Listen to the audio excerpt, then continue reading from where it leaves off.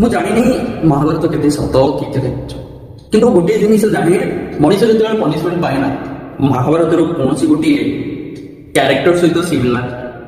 ବେଳେବେଳେ ଆପଣ ନିଜେ ହିଁ ଭାବନ୍ତୁ, ଆମେ କିଛି କିଛି ଏମିତି କିଛି କର୍ମ କରିନୁ କିନ୍ତୁ ଆମକୁ ଦଣ୍ଡ କାହିଁକି ମିଳୁଛି। ବନ୍ଧୁ, ମହାଭାରତରେ ପିତାମହ ଭୀଷ୍ମ କୌଣସି ପ୍ରକାର ଭୁଲ କରିନ, କିନ୍ତୁ ସବୁ ଭୁଲ ଦେଖି ଆଖି ବନ୍ଦ କରିଦେଇଥିଲେ, ସେଇଟା ହିଁ ବଡ଼ ଭୁଲ ଥିଲା। ଆଉ ସେଥିପାଇଁ ସେ ସବୁଠୁ ପ୍ରଥମେ ଦଣ୍ଡ ପାଇଥିଲେ, ଆଉ ସବୁଠୁ ବଡ଼ ଦଣ୍ଡ ପାଇଥିଲେ ସରସ୍ୱତୀ। ସେଥିପାଇଁ ବି କୁହାଯାଇଛି ପାପ କରିବାଠୁ ପାପ ଦେଖି ଚୁପ୍ ରହିଥିବା ସବୁଠୁ ବଡ଼ ଅପରାଧ ଅଟେ।